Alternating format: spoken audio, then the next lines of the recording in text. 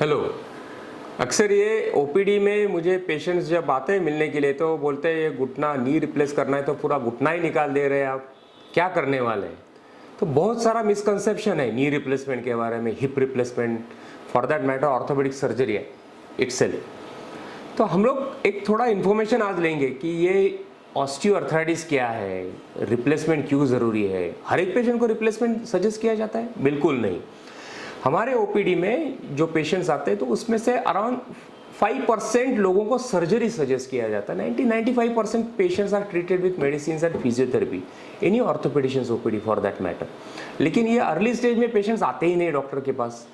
कुछ भी मिसकंसेप्शन रहता है, ऑनलाइन कुछ देखते हैं, उसके बारे में कुछ गलत ट्रीटमेंट किया जाता है और फिर डिसीज जब एडवांस होता है तो फिर ऑर्थोपेडिशियन के या फिर एक्सपर्ट के पास जाते हैं आप। तो ऑस्टियोआर्थराइटिस क्या है, रूमेटॉइड आर्थराइटिस क्या है, किसकी वजह से आपका नी जॉइंट खराब हो रहा है, इसकी इन्फॉर्मेशन आपको ज़रूर होनी चाहिए। ये अर्ली स्टेज में आप अगर डिटेक्ट करते हो तो आप उसका जो है कॉम्प्लिकेशंस आप प्रिवेंट कर सकते हैं। तो दोस्तों ये देखते हैं कि ऑस्टियोआर्थराइटिस क्या है। ये नी जॉइंट का मॉडल है, ये नी कैप है, ये थाई बोन है और ये जो है ये शिन बोन है। तो बोन के ऊपर का ये जो लेयर है इसको कार्टिलेज बोलते हैं, cartilage. So cartilage acts as a lubricant. So lubricant जो इंजन में या मोटर में जो ऑयल रहे वैसा काम करेगा। तो जॉइंट का जो मूवमेंट है ये फ्रिक्शनलेस करने का काम ये कार्टिलेज करता है। जब कार्टिलेज निकल जाता है तो ये कार्टिलेज निकल जाने के बाद हड्डी एक दूसरे के ऊपर घिसना शुरू हो जाती है। लेकिन कार्टिलेज को ब्लड सप्लाई नहीं है, तो कार्टिलेज एक बार निकल गया तो नया तैयार नहीं होता है। इसीलिए कार्टिलेज को प्रोटेक्ट करना बहुत ज़रूरी है। कार्टिलेज का वेयर एंड टेयर प्रिवेंट करना ज़रूरी है। कार्टिलेज ये जो है एकमात्र स्ट्रक्चर है हमारे बॉडी में जिसको ब्लड सप्लाई नहीं है। It is called as a vascular structure. तो एक बार वो निकल गया तो नया तैयार नहीं होता है। ओके, आपको कोई भी बोले कि ये कार्टिलेज मैं नया तैयार करके देता हूँ, वो झूठ है, नहीं होता है। ओके, आपके स्किन को ब्लड सप्लाई, इधर चोट आई तो खून निकल आएगा, लेकिन उसी खून में से नए सेल्स तैयार होते हैं और 8-10 दिन में जो आपका स्किन जो है हील हो जाता है, घाव भर जाता है। वैसे कार्टिलेज के बारे में कभी भी नहीं होता है। तो आपको इसको प्रोटेक्ट करके रखना है। ओके, कुछ भी इंजरी है कार्टिलेज को, कुछ पेन हो रहा है तो ज़रूर एक्सपर्ट की सलाह लीजिए, ट्रीटमेंट जल्दी से जल्दी शुरू कीजिए ताकि वो इंजरी एग्रेवेट ना हो। ओके, तो एक इंटरनेशनल कार्टिलेज रिसर्च सोसाइटी है जो कार्टिलेज के बारे में रिसर्च करते हैं। Every year they spend millions of dollar कि ये कार्टिलेज रीजनरेट कैसा किया जाए, स्पेशली ऑस्टियोआर्थराइटिक नी में कैसा रीजनरेट किया जाए। लेकिन आज तक ऐसा एक फुल प्रूफ सक्सेस उनको नहीं मिला है। तो आपको अगर कोई बोल रहा है ये मैं 5 रुपए का टैबलेट दे रहा हूँ, आपको 10 रुपए का टैबलेट दे रहा हूँ और उससे वो कार्टिलेज नया तैयार होता है, वो झूठ है, वो कभी भी नहीं होता है। ये जो कार्टिलेज वेयर आउट होता है वो प्रोसेस जो है वेयर एंड टेयर का, उसको ऑस्टियोआर्थराइटिस बोलते हैं। So osteoarthritis can be primary osteoarthritis, means age related, जो उम्र के हिसाब से होता है, और सेकेंडरी ऑस्टियोआर्थराइटिस अगर उधर कुछ जॉइंट में आपको चोट आई है, इंजरी हुआ है और उसकी वजह से सेकेंडरी ऑस्टियोआर्थराइटिस होता है। तो ये osteoarthritis broadly it can be classified based on L black classification, जिसमें स्टेज 1 to स्टेज 5 तक हम लोग वो कैटेगराइज करते हैं। और कौन से स्टेज में आपका नी ऑस्टियोआर्थराइटिस है, based on that treatment is suggested. First early stage में जो है ना, हम लोग डेफिनेटली मेडिसिन और फिजियोथेरेपी और लाइफस्टाइल मॉडिफिकेशन हम लोग सजेस्ट करते हैं। तो जो है मेडिसिन है जिसमें अगर पेन बहुत ज़्यादा है तो एक शॉर्ट ड्यूरेशन के लिए 5-7 दिन के लिए, 10 दिन के लिए कुछ एंटी इन्फ्लेमेटरी मेडिकेशन दिया जाता है। बाद में कुछ फिजियोथेरेपी रिकमेंड किया जाता है। इसमें एक्सरसाइज जो है आपके थाई मसल जो है उसकी स्ट्रेंथ बढ़ाने के लिए एक्सरसाइज सजेस्ट किए जाते हैं। अगर आपके मसल स्ट्रांग है जॉइंट के या स्पाइन के, बैक के, नेक के, तो वो मसल जो है आपको शॉक अब्सॉर्बर की तरह काम करने वाले हैं और वो जॉइंट पे, स्पाइन पे आने वाला लोड कम करते हैं। तो नी ऑस्टियोआर्थराइटिस में अर्ली स्टेज में 100% फिजियोथेरेपी बहुत इंपॉर्टेंट है, एक्सरसाइज करना ज़रूरी है। इसमें हाइड्रोथेरेपी भी सजेस्ट किया जाता है। हाइड्रोथेरेपी मीन्स पानी के अंदर चलना। ठंडी के मौसम में मत चलिए, नहीं तो जॉइंट स्टिफ हो जाएंगे। तो गर्मी के मौसम आपको सीज़न देख के ये फॉलो करना पड़ेगा। उसके साथ में आप साइकिलिंग भी कर सकते हैं, स्टेशनरी साइकिलिंग, जिसमें रेजिस्टेंस कम रख के आप शुरू कीजिए और धीरे धीरे बढ़ाइए।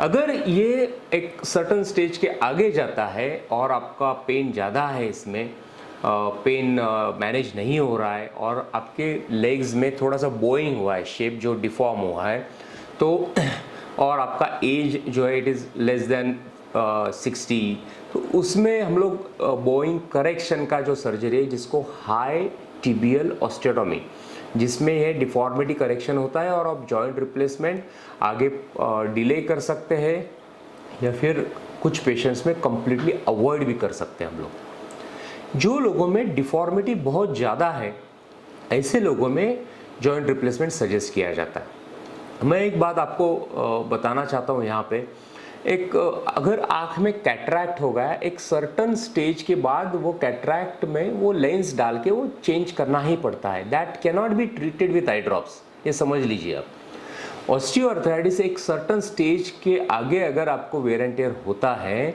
तो वो कार्टिलेज चेंज करना पड़ता है। ये एक बहुत बड़ा मिथ है। लोगों को क्या लगता है कि मैं अगर नी रिप्लेसमेंट बोलता हूँ तो डॉक्टर पूरा घुटना ही निकालने के लिए बोल रहे हैं। वैसा नहीं है, ये कार्टिलेज जो है ये चेंज होता है।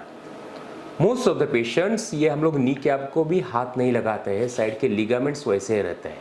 तो हम लोग क्या करते हैं, इसमें ये खराब हुआ कार्टिलेज ऐसा चेंज करते हैं। So this is called as knee replacement.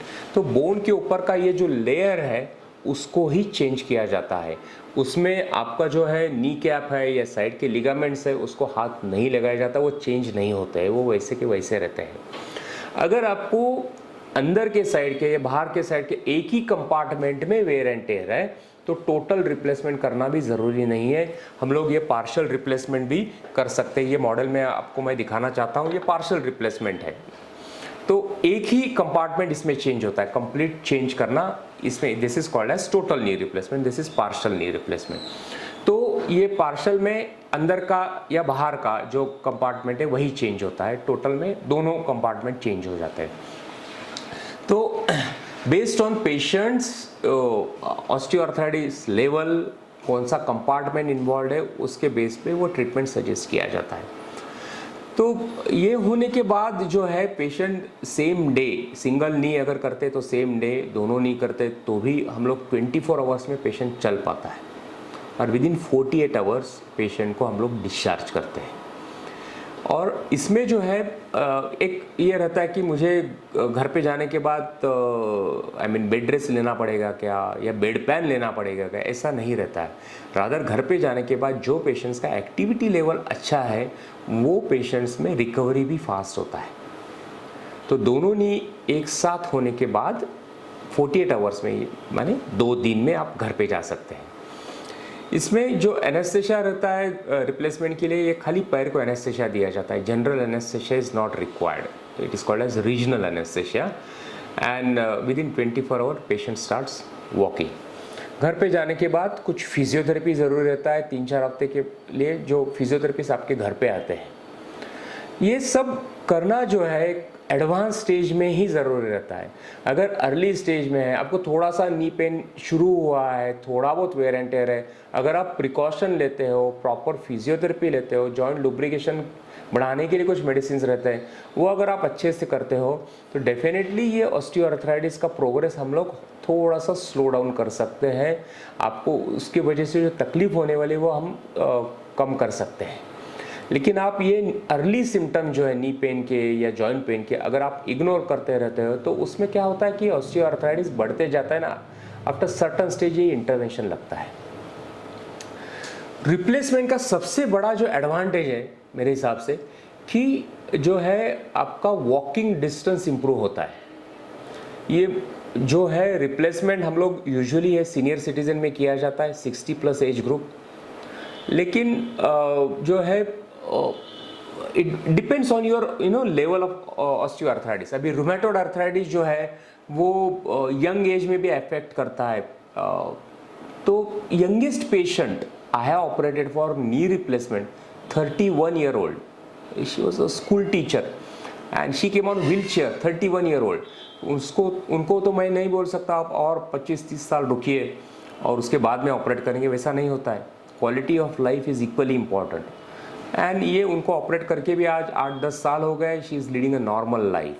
तो अगर आपको ऑस्टियोआर्थराइटिस है और उसमें बहुत सारा पेन है, आपके day to day activities affect हो रहा है, तो एक कुछ नए इम्प्लांट्स है जिसमें हम लोग जिसका वेयर एंड टेयर कम है, इनडायरेक्टली उसका लाइफ ज़्यादा है। जैसे एक ये है गोल्ड ओप्युलेंट इम्प्लांट बोलते हैं, तो उसमें एक रूटीन जो कोबाल्ट क्रोम इम्प्लांट के कंपैरिजन में थोड़ा सा वेयर एंड टेयर इसका कम है। दूसरा एक ऑक्सीनियम करके इम्प्लांट आता है जिसमें भी एक डॉक्यूमेंटेड उसमें वेयर एंड टेयर कम होता है इम्प्लांट का। तो रिलेटिवली यंग पेशेंट्स में, हाई डिमांड पेशेंट्स में हम लोग ये इम्प्लांट्स ऑफर करते हैं जिसका लाइफ अच्छा है प्रोसेसिस का, और उसमें फिर जो है बाद में अगर कुछ रिवीजन प्रोसीजर लगता है तो उसका पॉसिबिलिटीज़ कम हो जाता है। सीनियर सिटीज़न में हम लोग ये करते हैं तो एक्चुअली वो एज ग्रुप में उनका रिप्लेसमेंट के बाद जो है वॉकिंग डिस्टेंस इम्प्रूव होता है। उनके एज में 60 प्लस है, 70 प्लस है, तो ये एज में आप जितना चलोगे उतना आपका हेल्थ अच्छा रहने वाला है। तो मैं मेरे पेशेंट्स को हमेशा बोलता हूँ कि ये खाली रिप्लेसमेंट, ये जॉइंट रिलेटेड नहीं है, this is related to patients overall lifestyle. आप जितना चलोगे उतना आपका बाकी का कोमॉर्बिडिटीज़ है, डायबिटीज़ है, बाकी कोलेस्ट्रॉल है, ऐसी सब बीमारी कंट्रोल में रहने वाली है। आपका लाइफस्टाइल पूरा चेंज होता है ये सर्जरी के बाद। आपके साथ शेयर करते हुए खुशी है कि हमारे यहाँ पे हम लोगों ने ऑपरेट किए हुए n नंबर ऑफ पेशेंट्स हैं जो डेली 3, 4, 5 किलोमीटर चलते हैं। सो आप जितना चलोगे उतना हेल्थ अच्छा रहने वाला है। और हमारे 2 पेशेंट्स ऐसे हैं जिनके दोनों नी रिप्लेस करने के बाद उन्होंने चलते चलते चलते हुए नर्मदा परिक्रमा कंप्लीट किया है।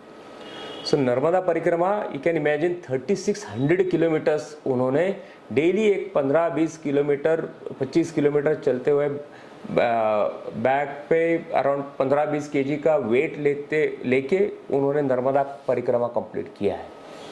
तो डेफिनेटली आपका लाइफस्टाइल चेंज होगा, आपका दूसरे के ऊपर होने वाला डिपेंडेंसी कम होगा।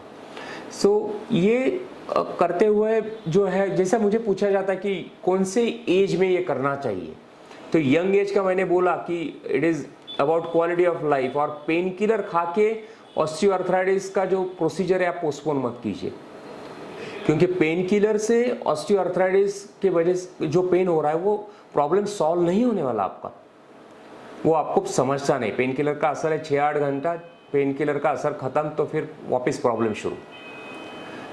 तो अगर आपको पेन किलर लग रहा है जॉइंट पेन के लिए, आपका day to day activities affect हो रहा है, that early age also you can consider this. Oldest patient I have operated for knee replacement 93 years old, but he was absolutely fit and fine. उनको खाली blood pressure का बीमारी था, बाकी comorbidities नहीं था। एक 50-60 साल का पेशेंट भी, पर्सन भी सर्जरी के लिए अनफिट हो सकता है because of comorbidities. At the same time 90 year old can be fit for procedure if that surgery is indicated in that patient. Hip replacement का मैंने 104 years का एक पेशेंट का सर्जरी किया था। वो गिर गए थे बाबा जी और उनको फ्रैक्चर हो गया था, he was unable to walk, and surgery होने के बाद 3rd day he walked back home. So जो है, अगर पेशेंट फिट है मेडिकली तो ये प्रोसीजर्स हम लोग कंसीडर थोड़ा सा एडवांस एज में भी कंसीडर कर सकते हैं। पूना का ही एक पेशेंट है जिनका एट द एज ऑफ 87 हम लोगों ने दोनों नीज एक साथ रिप्लेस किए थे, 87 year old।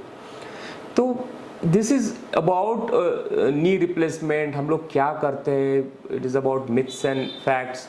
आई होप, मुझे लगता है कि ये वीडियो थोड़ा सा आपको कुछ हेल्पफुल लगा होगा। उसमें आगे जाके जो है ना, दूसरा जो जॉइंट है जो सबसे ज़्यादा रिप्लेस होता है, हिप जॉइंट। तो हिप जॉइंट आजकल जो है इसमें एवीएन जो है, कोविड होने के बाद एवेस्कुलर नेक्रोसिस का जो पेशेंट्स है वो काफ़ी बढ़ गए। एवीएन मीन्स हिप का जो बॉल एंड सॉकेट जॉइंट है उसमें ब्लड सप्लाई नहीं होता है फीमर हेड को, तो ये नॉर्मल हिप जॉइंट है। अगर इसमें ब्लड सप्लाई नहीं है तो वो जो है ये हेड खराब हो जाता है, उसका मूवमेंट्स रिस्ट्रिक्ट हो जाता है और इवेंचुअली इसमें हम लोग जो है ऑस्टियोआर्थराइटिस हो जाता है। एज यू कैन सी, तो इसमें ये काफ़ी कार्टिलेज खराब हो जाता है। तो ये खराब हुआ कार्टिलेज जो है वो फीमर हेड है एंड सॉकेट है, ये हम लोग ऐसा चेंज करते हैं। Okay, so this is called as hip replacement. Again ये एक गलत फहमी है लोगों में, लोगों को लगता है कि ये पूरा हिप ही निकाल देते, हिप बोन पूरा निकाल देते, वैसा नहीं है। खाली फीमर का हेड और ऊपर का सॉकेट उतना ही चेंज होता है। ये रिप्लेसमेंट, हिप रिप्लेसमेंट होने के बाद भी पेशेंट सेम डे चल पाता है। ओके, लेकिन हर एक एवीएन के पेशेंट को सर्जरी ज़रूरी है? नहीं, 100% नहीं। अगेन फिकाट एंड आर्लेट क्लासिफिकेशन है एवेस्कुलर नेक्रोसिस का, और उसके बेस पे हम लोग ट्रीटमेंट सजेस्ट करते हैं। स्टेज 0 to स्टेज 5 ऐसा एक स्टेजिंग रहता है एवीएन का, और based on that medical management है या फिर core decompression and stem cell and PRP हम लोग कुछ पेशेंट्स में सजेस्ट करते हैं। बोन मैरो एस्पिरेट कॉन्सेंट्रेट जो है उसके साथ में हम लोग सजेस्ट करते हैं। एंड एडवांस ऑस्टियोआर्थराइटिस है, आपको बहुत ज़्यादा पेन है, आपके day to day activities affect हो रहे हैं, तो ही रिप्लेसमेंट सजेस्ट किया जाता है। बीट हिप रिप्लेसमेंट और नी रिप्लेसमेंट, ये दोस्तों ये कुछ लाइफ सेविंग प्रोसीजर्स नहीं है। ऐसा इमरजेंसी नहीं है कि आप आज डिसाइड कीजिए और कल कीजिए, लेकिन ऑस्टियोआर्थराइटिस एक सर्टन स्टेज के आगे अगर जाता है तो कभी ना कभी तो ये करना पड़ेगा।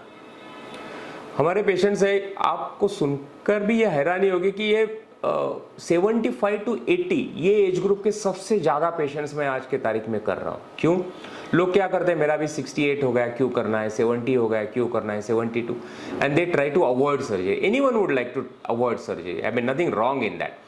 लेकिन आपका एज जब 75-80 हो जाता है तो आपका उम्र के हिसाब से होने वाला एक्टिविटी लेवल कम होता है। सो आपका एक्टिव लाइफ आप दर्द में निकालते हो, पेन में निकालते हो, और एक्टिविटी लेवल कम होने के बाद ऑपरेट करवाते हो, which really doesn't make sense.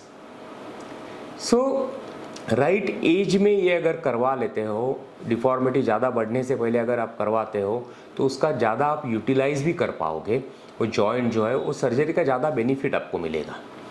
Coming back to hip replacement, तो जैसे मैंने बोला कि ये एवीएन में हम लोग करते हैं, और उसमें जो है जॉइंट जो है सिरेमिक टाइप का जॉइंट है, तो दोनों साइड पे सिरेमिक या इधर सिरेमिक इधर पॉलीथिलीन, या सिरेमिक ऑन सिरेमिक या मेटल ऑन पॉलीथिलीन, ऐसे बहुत सारे टाइप्स इम्प्लांट के रहते हैं इसमें हिप रिप्लेसमेंट में। और based on patients activity level, patients age, हम लोग रिकमेंड करते हैं कि कौन सा जॉइंट, कौन से टाइप का जॉइंट यूज़ करना है।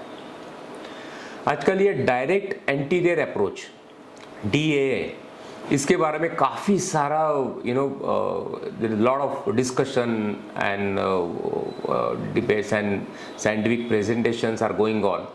और DAA अप्रोच हम लोग साइश्री में करते हैं, तो उसमें जो है मसल ट्रोमा कम होता है, सेम डे पेशेंट चल पाता है, एंड घर पे हम लोग जल्दी भेज सकते हैं पेशेंट को, उसमें रिकवरी भी फास्ट होता है। सिलेक्ट पेशेंट में DAA approach is definitely useful, लेकिन इसका जो है एक मिथ है कि DAA surgery is way too superior to other approaches, ऐसा नहीं रहता है। आपका अप्रोच रिलेटेड जो बेनिफिट है आपको जो है, this will be applicable in initial couple of weeks. Okay, this is scientifically proven. अगर आपको कोई बोलता है कि DAA अप्रोच से हिप रिप्लेसमेंट करने की वजह से आपका इम्प्लांट अच्छा ज़्यादा ड्यूरेशन तक रहेगा, उसका लाइफ बढ़ जाएगा, वो गलत है, वैसा कभी भी नहीं होता है। आज के तारीख में साइंटिफिक लिटरेचर क्या बोलता है कि इनिशियल कपल ऑफ वीक्स में जो है पोस्ट ऑप रिकवरी है DAA से फास्ट हो जाता है, लेकिन मे भी 6-8 हफ्ते के बाद रिकवरी एक जैसा हो जाएगा। ओके, आप इम्प्लांट कैसा प्लेस करते हो, कौन से टाइप का इम्प्लांट यूज़ करते हो, और उसके ऊपर वो इम्प्लांट का लाइफ डिसाइड होने वाला है, उसके ऊपर आपका जो हिप जो है जॉइंट कैसा फंक्शन करने वाला, that is going to be based on that. तो ये हिप रिप्लेसमेंट और knee replacement, these surgeries are done under regional anaesthesia. इसमें जो है रिकवरी फास्ट होता है, इसमें आपका जो है आपका लाइफस्टाइल चेंज होता है, ये सब चीज़ें जो है these are all scientifically proven facts. Okay friends, एक 30-40 साल पहले पेशेंट्स डॉक्टर को पूछते थे, सर वो कैटरैक्ट हो गया आँख में, वो आई ड्रॉप्स डाल के ठीक करवा दो। अभी आजकल कोई नहीं पूछता है। आजकल जाते हैं 2 घंटे में वापस आ जाते हैं कैटरैक्ट का ऑपरेशन करके। रिप्लेसमेंट का भी एक 15 साल पहले नी रिप्लेसमेंट किया हुआ पेशेंट एक 6-7 दिन उसको लिटा के रखते थे और 15-20 दिन के बाद घर पे छोड़ते थे। आजकल हिप रिप्लेसमेंट हो या knee replacement, patient same day चलता है और 2 दिन में घर पे जाता है। That is because of technological advancement. And whenever और वेरेवर इज इंडिकेटेड, ज़रूरी है कि ये रिप्लेसमेंट से आप घबराइए मत। ये टाइम टेस्टेड सर्जरी है, अच्छे सेंटर में करवाइए। अच्छे सेंटर का मीन्स उसका जो ऑपरेशन थिएटर का ये है कॉम्प्लेक्स है, या फिर बाकी जो है सर्जन्स टीम है, उनका एक्सपर्टाइज सबसे इम्पॉर्टेंट है। ये अच्छे सेंटर में आप करवाते हो तो यूजुअली ये प्रोसीजर्स के बाद फॉलोअप भी बहुत कम लगता है। आप अगर घर पे जाते हो तो 1 या 2-3 फॉलोअप में, उसके बाद में डॉक्टर के पास जाना भी नहीं पड़ता है, because these implants they definitely last long. हम लोग सहीश्री में जो इम्प्लांट्स यूज़ करते हैं, डे 1 से हम लोग उन्हें, जो हिप है, नी है, शोल्डर, जो इम्प्लांट्स यूज़ करते हैं हम लोग, all these implants are US FDA approved implants. क्योंकि ये अगर अच्छे क्वालिटी के इम्प्लांट्स यूज़ करेंगे तो ही वो अच्छा चलने वाले हैं, उसका लाइफ अच्छा रहने वाला है। तो ये सब फैक्टर कंसिडर करते हुए आप सर्जरी कौन से सेंटर में करना है वो डिसाइड कीजिए। आपके डॉक्टर को ज़रूर पूछिए कि वो कौन से कंपनी का इम्प्लांट लगाने वाले हैं, US FDA अप्रूव्ड इम्प्लांट है क्या। ये सब इम्पॉर्टेंट चीज़ें हैं which you need to discuss with your doctor. So दोस्तों, मुझे लगा कि ये थोड़ी इन्फॉर्मेशन आपको रिप्लेसमेंट के बारे में, ऑस्टियोआर्थराइटिस के बारे में, एवास्कुलर नेक्रोसिस के बारे में यूज़फुल लगी होगी। अगर आपको अच्छा लगता है तो ज़रूर आपका फीडबैक दीजिए। Thank you.